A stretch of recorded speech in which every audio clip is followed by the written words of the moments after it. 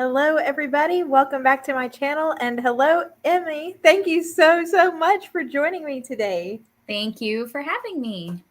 So we are doing indie author live chats. I've got a whole file lineup for the next couple weeks. But Emmy, you were one of the top people who were requested in the poll that I did of my readers over the weekend. So it's truly an honor, having seen your work around for a while, to just talk to you face to face and talk about your books.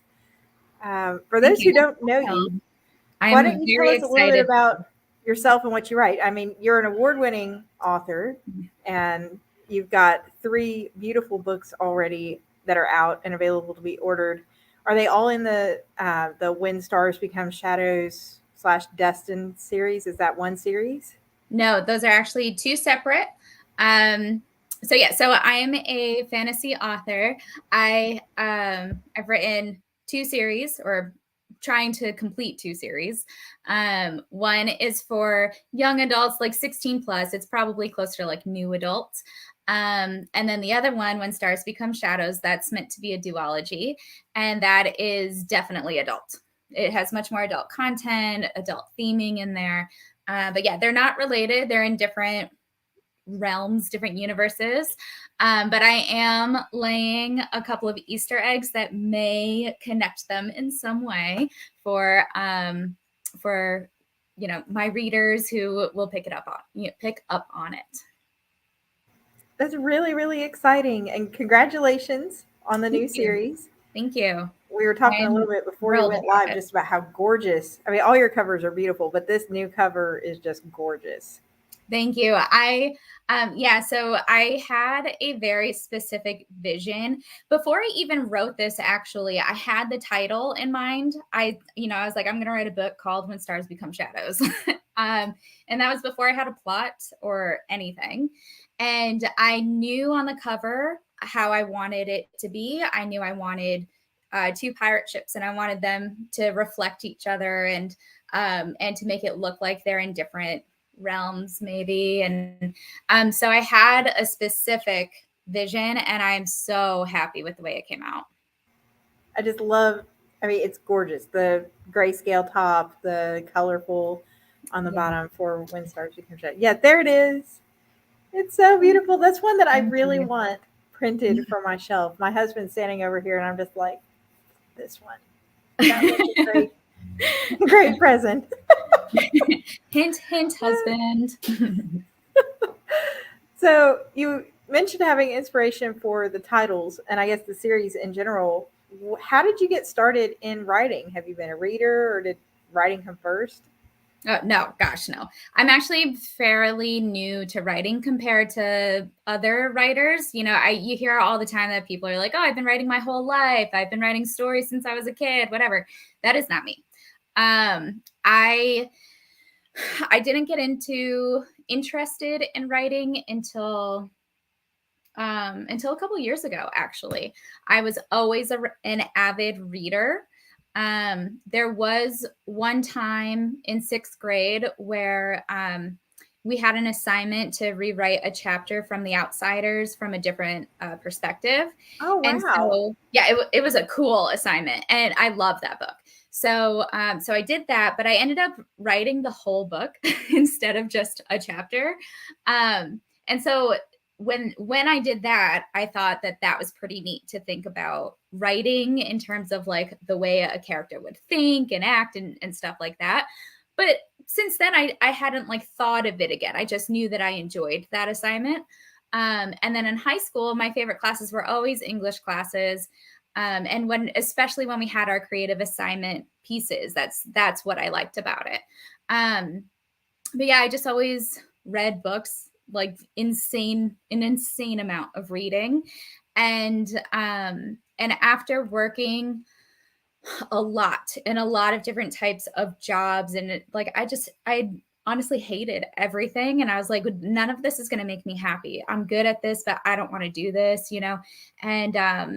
And so I was in the position where I was able to go back to school, and I got my MFA in creative writing.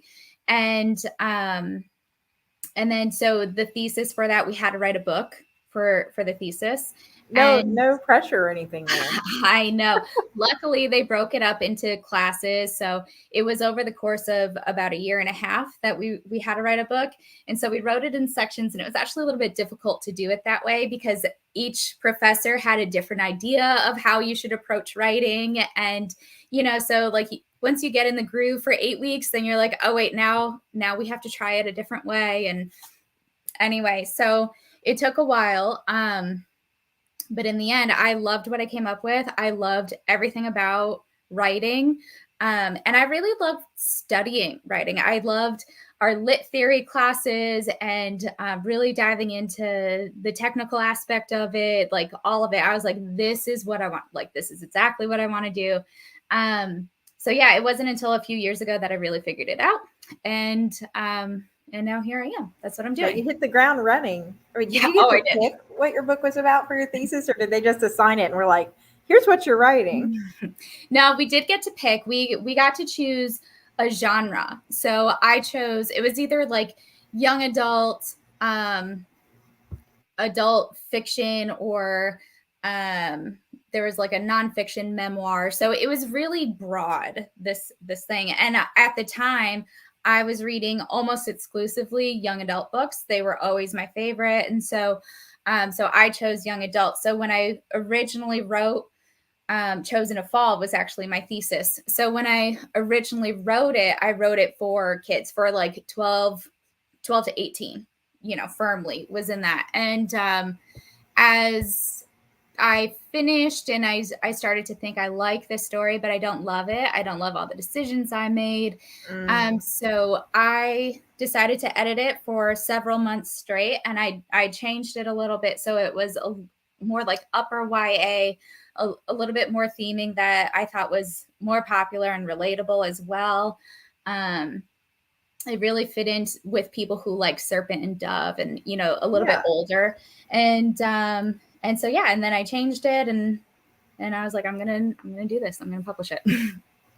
That's amazing. I love that so much because I hear so many people say, they got started on fan fiction, which in a way, the assignment to change a book into your perspective, your take on it is a little bit like playing on that. But you're the first person I've ever interviewed that had to write a book for their thesis. Oh, really? Yeah. Well, it was really stressful, and I hadn't written anything really before. Like, I've done poetry. I am a published poet as well. So, I've had writing experience, and I've done creative writing, nonfiction that I've submitted to places as well. So it wasn't like my first time ever writing, but it was my first time completing a full novel, like, 300 plus page thing that was meant to be a huge, like an epic tale. So yeah. It was really daunting actually to do it. And yet you pulled it off beautifully. I mean, you've got awards for that series. And Luna says that's a beautiful book talking about when stars become shadows. So do you feel like being sort of, I'm going to say trained as much as we writers can be trained, having that education has made your writing easier for you, or has it made it harder? Like, do you have an inner editor that's always on?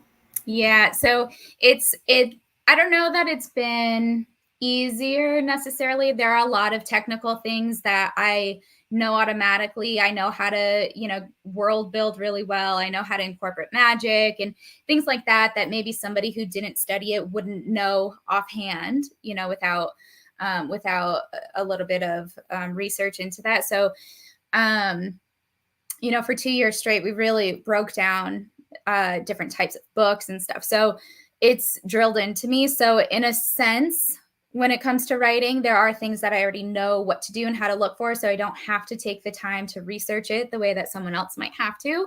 But at the same time, I'm a lot more critical. And so it is a little bit more difficult for me to just write a garbage first draft because I don't want to. I want to make it perfect. And it really stops me sometimes.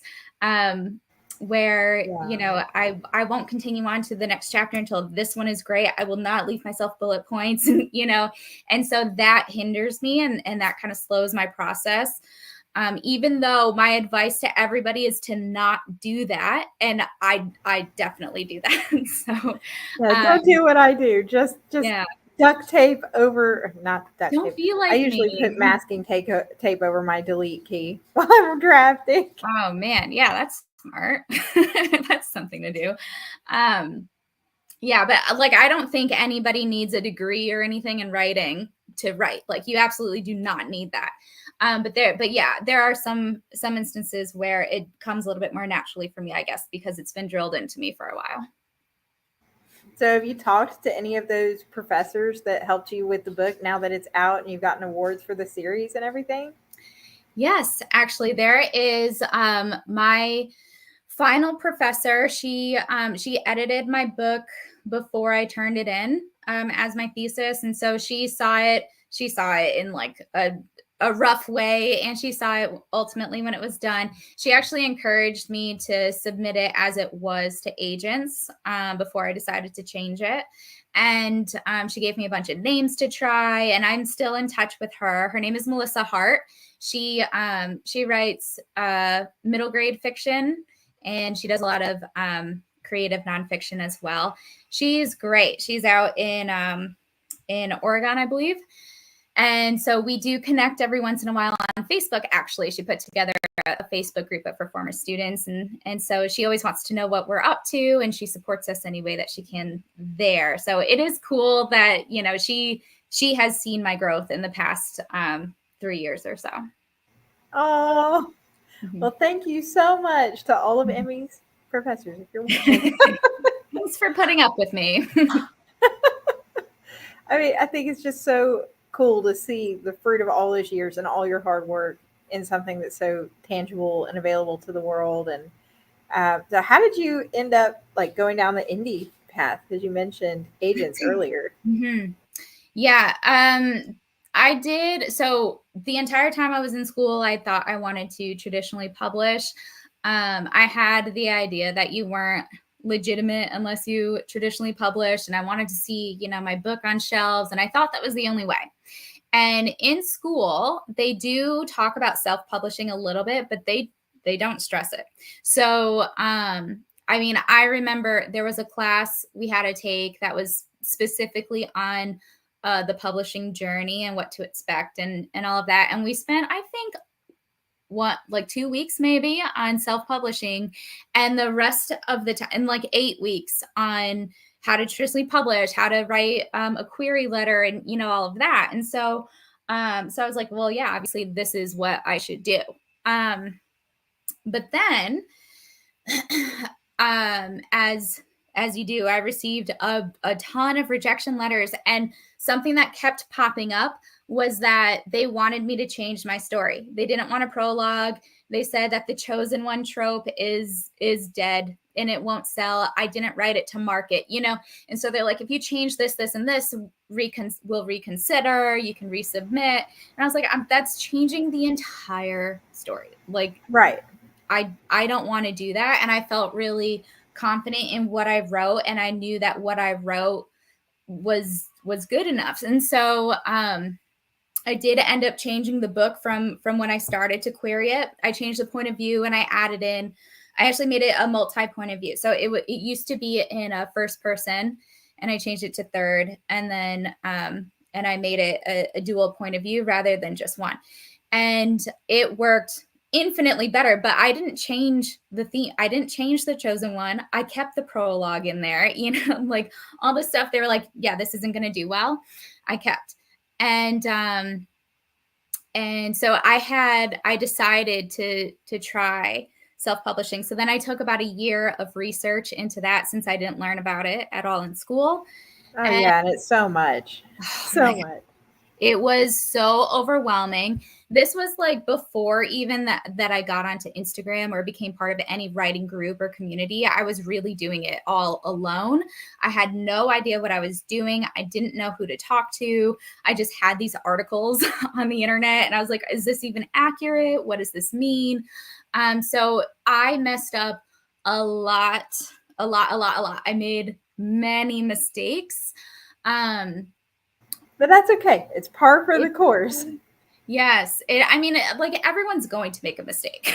That's right. I made probably every mistake that you can make. So, but even so, I'm so happy with doing it on my own. I had minimal to zero expectations. I didn't really know how to market it, and and I have a marketing degree, so I know how to market things, but I didn't feel I felt weird about marketing my own book, that I didn't even know that I was doing anything correctly. So while I was confident in the story, I was not confident in the process. And so I was really hesitant to share anything or to try to get Instagram followers, because I was like, who am I? Like, how do I do this? I don't know anything about anything. So yeah, I was really lucky in the beginning to make a couple of connections that were just encouraged me to just keep doing what I was doing, basically. And so when Chosen to Fall came out last May, and it did well. I mean, it didn't break records, but it did so much better than I thought it would. And, within, I don't remember how many copies I sold, but like, I just wanted to sell like 20. Right. And so I was like, if I could sell just give me 20, something. that'd be cool. And I sold a couple hundred, and within like the first month or two. I remember, because it blew my mind, and I was like, how did this happen? I messed up literally everything. This is wild. And then people liked it. And that also, like, I knew I liked it, but knowing that strangers liked it, I couldn't like wrap my head around it. And then I was like, well, this is the first in a trilogy. I need to write the next one. What am I doing? So I panicked. I was like, I don't know what I'm doing. This is so overwhelming. I didn't know how to respond. And there's also, when you release a book, there's a little bit of a letdown as well, so the slump. Yeah. Yeah. And I didn't know how to handle that either. I was like, why do I feel kind of sad? Like, why do I feel a little depressed? Like, this is amazing. I had great reception. I'm now a published author. This is exactly what I wanted. I worked so hard. And then I was like, am I just not appreciating the moment? Or like, there was a slump. Yeah, the imposter syndrome meets the fact. I think I've heard a lot of people say the same thing, and I went through it myself with my debut. I think a lot of it is you don't realize till it's out that there's not a finish line waiting, because you pour so much effort into getting it out. Like you said, I made the same mistake of not having a second book ready to go right then. And then when it hit me that this isn't a finish line, my finish line has now moved to the next book. And then when I get there, it's going to move to the next book. It was a little like overwhelming almost. Is this what you want to do? You're going to keep putting stuff out and stuff like that too. I don't know if that's your experience as well. For sure. Yeah, that's a huge part of it. There's also the burnout, because, I was really pushing towards the end. I was like, well, I guess I really have to market this book. And, I was concentrating a lot on Instagram, because I didn't have many followers. So I was like, who's going to find my book? How do I do this? And so there was a lot of that. And I had incredible burnout by the end of it. And that was like the day that it was published, the release day. I remember so clearly. I was sick, and my son was very sick that week. So I had like some things planned, like some fun, like giveaways and lives and, stuff I want to do to like generate interest. And I did nothing because we were both so sick. I couldn't do anything. And I was like, well, it just is what it is. And so then I was recovering from that and taking care of him. And then I was like, I still have to write, and like, I have to do this all again. Yeah. Immediately, because I did not already draft this. What was I thinking? Like, now I need to do it again. So yeah. For the writers watching, don't worry. It's not as much work the second time as it is the first time, I don't think. You don't have to do all that research on how to do this stuff the second time. Yeah, hopefully you learn from your mistakes, and you try out. Hopefully by then you have some better connections. What really changed for me was making connections. on within the writing community. It changed everything. Having that particular kind of support is, I had friends and family supported me, but they're not writers. So, it felt very solitary, as it can. And I was just lonely. And then I would get other writers who were starting off and saying, can you help me? I don't know anything about anything. And, this and that. And I'm like, you're asking me,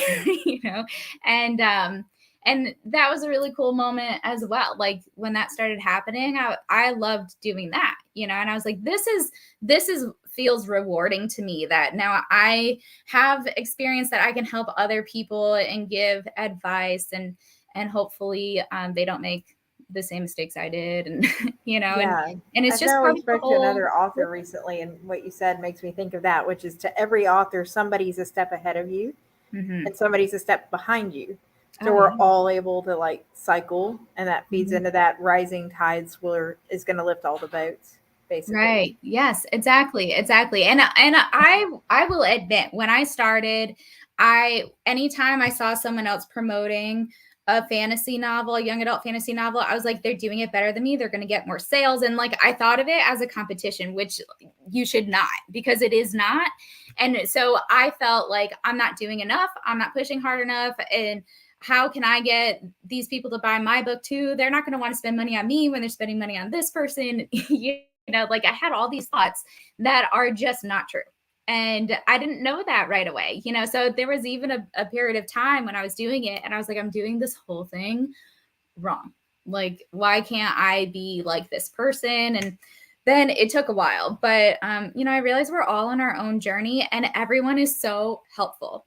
Everyone is so helpful. Yeah, People even outside of your genre, it's just so cool. It's like really unique to be able to talk to somebody on a writing level who yeah, gets it and who's there to just, encourage. And yeah, it really makes all the difference.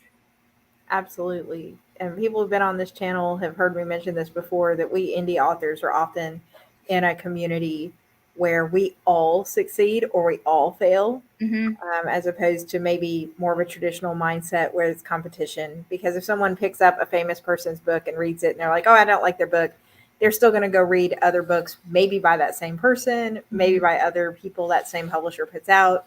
But if they take a chance on an indie book and they're like, I don't like this book, I'm not going to read any indie books. And then it's like the Right. whole category can get written off, which is really tragic because there are a lot of gems in the indie Oh, community. there's yes, exactly. I've only pretty much exclusively read sci-fi and fantasy my whole life. That's like all I cared to read. And I have since read a lot of great romance and mystery and just so many other things that I wouldn't have normally, because I want to support the other indie authors. I want to see how, the way that they write and what they've done and how they set up their books, and just I want to learn their process and I want to see the result of it. And it's opened me up personally to way more indie authors than I probably would have if I had gone traditional. Yes. So I've got some questions that were pre-submitted in the social media community. And since we're coming down to our last few minutes, I was like, let me knock these out. One of them ties into, you said, people asking you for advice and Mhm. everything. Lillian, who nominated you initially for the interview, thank you, Lillian, as well as everybody else who voted for Emmy, um, pointed out just how active you are and supportive of other authors you are in the community. And a question that sort of ties into that is, how do you find time to read and write? And does reading other people's books in your genre make it harder for you to keep your own voice?